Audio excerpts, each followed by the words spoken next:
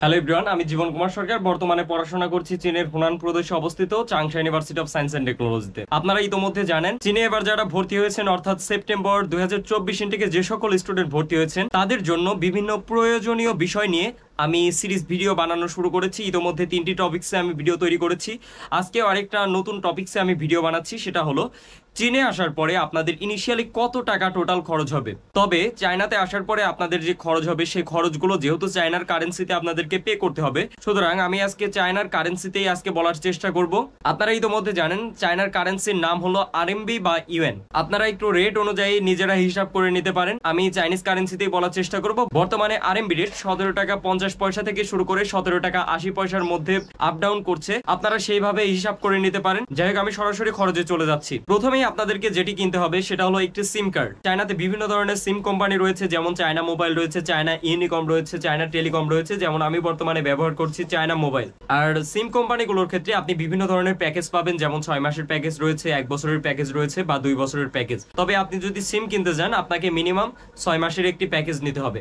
যেমন China mobile আমি নিয়েছিলাম, চায়না মোবাইলের 6 মাসের প্যাকেজে খরচ পড়েছিল টোটাল 200 আরএমবি, যেটা কিন্তু আমার সিম ব্যালেন্স হিসেবে 200 আরএমবি কিন্তু আমার ব্যালেন্সে ছিল, যেটা 6 মাসে আমার প্রত্যেক মাসের খরচ অনুযায়ী কেটে নিয়েছে।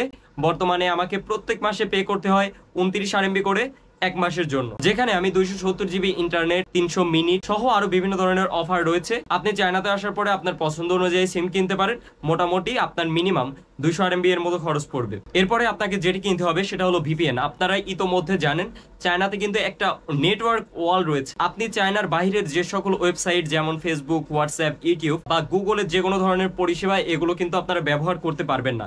এগুলো যদি আপনারা ব্যবহার করতে যান আপনাকে মাস্ট ভিপিএন বা প্রক্সি নেটওয়ার্ক লাগবে। সেই প্রক্সি নেটওয়ার্কের ক্ষেত্রে আপনার ভিপিএনটি অবশ্যই ব্যবহার করতে হবে। সেক্ষেত্রে আপনি পেইড ভিপিএনও ইউজ করতে পারেন, ফ্রি ভিপিএনও ইউজ করতে পারেন। তবে ফ্রি ভিপিএন সাধারণত নেটওয়ার্কের অনেকটা ইস্যু ক্রিয়েট করে, সেক্ষেত্রে আপনারা পেইড ভিপিএন কিনে নিতে পারেন। আপনারা যদি পেইড ভিপিএন কিনতে চান তাহলে মোটামুটি আপনার মান্থলি প্যাকেজে 10 আরএমবি থেকে শুরু করে 40 আরএমবি এর মধ্যে খরচ পড়বে।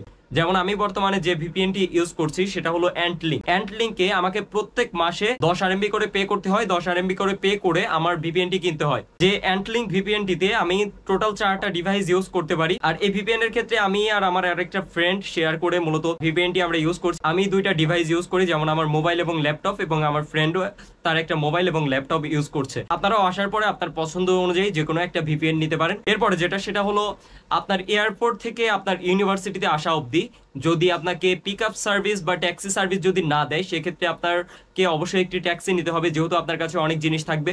আপনি যদি মেট্রোতে আসার চেষ্টা করেন সেক্ষেত্রে কিন্তু আপনার অনেকটা কষ্ট সাধ্য হয়ে যাবে। সুতরাং আপনি যদি ট্যাক্সি নেন আপনি খুব সুন্দরভাবে ক্যাম্পাসে চলে আসতে পারবেন। এয়ারপোর্ট থেকে আপনার ইউনিভার্সিটির দূরত্ব অনুযায়ী মোটামুটি 30 আরএমবি থেকে শুরু করে 100 আরএমবি এর মধ্যে হতে পারে। এটা আপনার ডিস্টেন্সের উপরে ডিপেন্ড করবে। যেমন আমাদের ইউনিভার্সিটি থেকে আসলে কোনো পিক আপ সার্ভিস ছিল না, এখন আপনার ইউনিভার্সিটি এর উপর সেটা ডিপেন্ড করবে যে আপনার ইউনিভার্সিটি থেকে পিক আপ সার্ভিস দিচ্ছে কিনা। যদি আপনাকে পিক আপ সার্ভিস না দেয় তাহলে মোটামুটি 30-40 আরএমবি থেকে শুরু করে 1-150 আরএমবি এর মতো খরচ পড়বে আপনার। এরপরে সেটা হলো ডরমেটরি ডিপোজিট। আপনার ডরমেটরিতে আসার পরে আপনার যদি ডরমেটরির কস্ট যদি ফ্রি না থাকে তাহলে আপনাকে ডরমেটরির জন্য ফিক্সড ডিপোজিট করতে হতে পারে। সেটা মোটামুটি 500 আরএমবি থেকে শুরু করে 800 আরএমবি এর মধ্যে হতে পারে। তবে অনেক ইউনিভার্সিটিতে সেই ডিপোজিটটা করতে হয় না, যেমন আমার ইউনিভার্সিটিতেও করতে হয়নি। আমার ইউনিভার্সিটিতে আমরা যখন এসেছিলাম, আমরা যখন ভর্তি হয়েছিলাম আমাদের হোস্টেল ফিস ফ্রি ছিল না। তবে এবছর যারা 24 এর সেপ্টেম্বর ইনটেকে যে সকল স্টুডেন্টরা আসবে তাদের ডরমেটরি ফিসটা ফ্রি রয়েছে, সুতরাং তাদের কিন্তু ডিপোজিট করতে হবে না আমার ইউনিভার্সিটির ক্ষেত্রে। এখন বিভিন্ন ইউনিভার্সিটির ক্ষেত্রে রুলস বিভিন্ন রকম, তবে আপনার অ্যাডমিশন নোটিসে সেটা কিন্তু লেখা থাকবে। আপনারা সেই অনুযায়ী প্রস্তুতি নিয়ে আসতে পারেন। মোটামুটি 500 থেকে 800 আরএমবি এর মতো আপনাকে ইনিশিয়ালি ডিপোজিট করতে হতে পারে ডরমেটরি ফিজের জন্য। এবার ডরমেটরির টোটাল ফিজ, অনেক সময় ডরমেটরির টোটাল ফিজটাও আপনাকে ডিপোজিট করতে হতে পারে। এখন আপনার 4 বেড, 3 বেড বা 2 বেডের উপর ডিপেন্ড করে কত টাকা আপনার ডরমেটরিতে টোটাল ফিজ হচ্ছে সেটার উপরে ডিপেন্ড করবে। সেটা হতে পারে 1200 আরএমবি থেকে শুরু করে মোটামুটি 6000 আরএমবি এর মধ্যে 1 বছরের জন্য।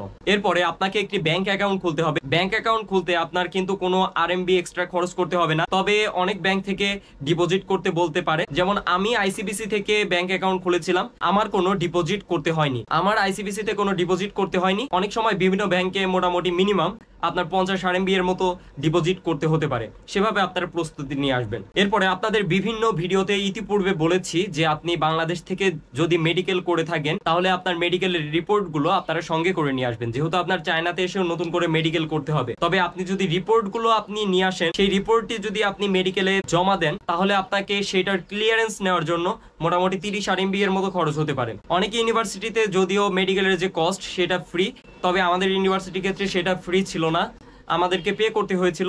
তবে আমি বাংলাদেশ থেকে সব ধরনের রিপোর্ট নিয়ে এসেছিলাম এবং আমাকে এক্সট্রা আরেকটি টেস্ট করতে হয়েছিল। সেই টেস্টের জন্য আমার খরচ পড়েছিল 120 RMB। তবে আমার আলাদাভাবে ক্লিয়ারেন্সের জন্য কোনো এক্সট্রা RMB লাগেনি। আপনাদের ক্ষেত্রে লাগতেও পারে, আপনাদের সিটি বা প্রভিন্স অনুযায়ী সেভাবে আপনারা প্রস্তুতি নিয়ে আসবেন। যদি আপনারা বাংলাদেশ থেকে কোনো রিপোর্ট না নিয়ে আসেন, তবে সেক্ষেত্রে আপনাদেরকে মিনিমাম 400 থেকে শুরু করে 600 RMB এর মতো খরচ হতে পারে। যেমন আমাদের ইউনিভার্সিটির ক্ষেত্রে, আমাদের সিটিতে যে মেডিকেল রয়েছে সেখানে যদি আপনি ফুল বডি চেক আপ করতে যান, তাহলে আপনাকে ইন টোটালি 445 RMB আপনাদেরকে পে করতে হবে।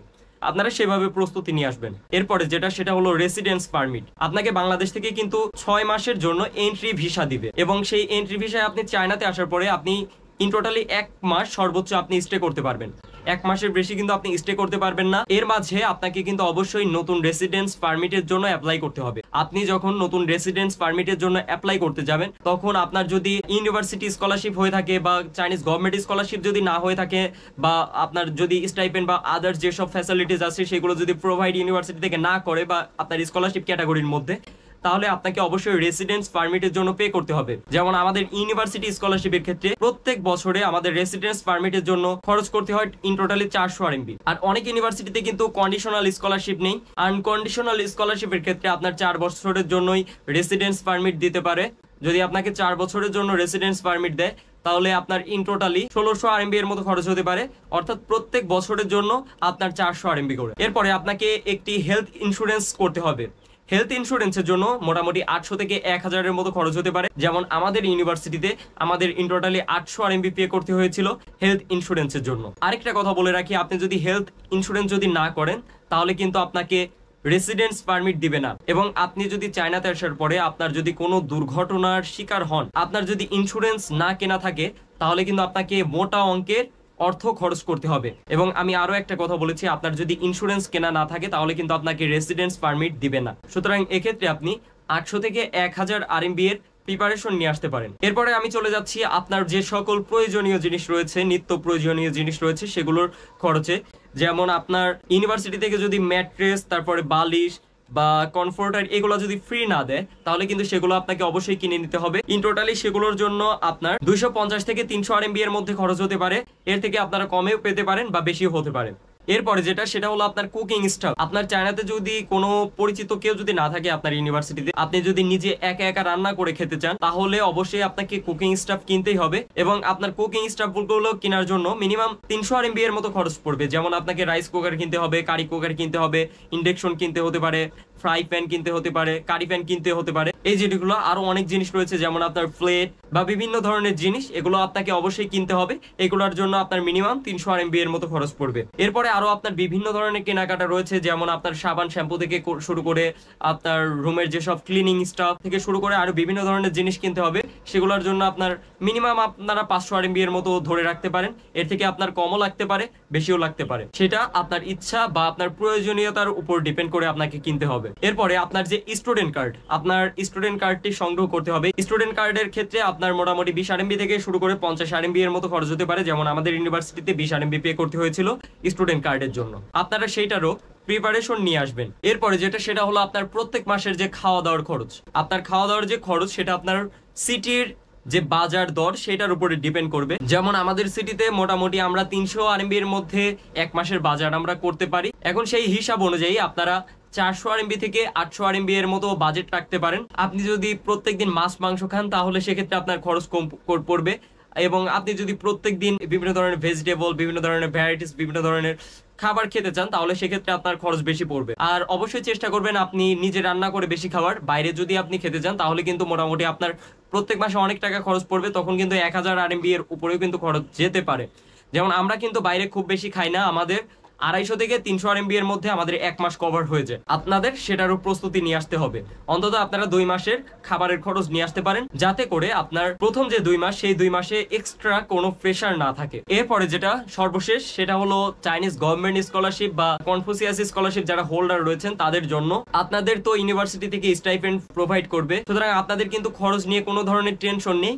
কিন্তু তারপর আপনাদের প্রতি সাজেশন থাকবে আপনারা অবশ্যই 2 মাসের হাত খরচ সঙ্গে করে নিয়ে আসবেন, খাবার খরচ সঙ্গে করে নিয়ে আসবেন। কারণ অনেক সময় প্রথম যে 2 মাস সেই 2 মাসের যে স্টাইপেন্ড সেটা কিন্তু কিছুটা বিলম্ব করে দিতে পারে তারা। সুতরাং আপনারা প্রথম যে 2 মাস সেই 2 মাসের জন্য আলাদাভাবে প্রিপারেশন নিয়ে আসতে পারেন আগে থেকে। এই তো চায়নাতে আসার পরে আপনার ইন টোটালি খরচ আপনারা আরএমবি রেট থেকে বাংলাদেশি টাকায় যে খরচ হয় সেইভাবে আপনারা হিসাব করে নেবেন। আপনারা বর্তমান আরএমবি রেট অনুযায়ী আপনারা হিসাব করে নিতে পারেন। আমি প্রথমেই বলেছি বর্তমান আরএমবি রেট মোটামুটি 17 টাকা 50 পয়সা থেকে 17 টাকা 80 এর মধ্যে।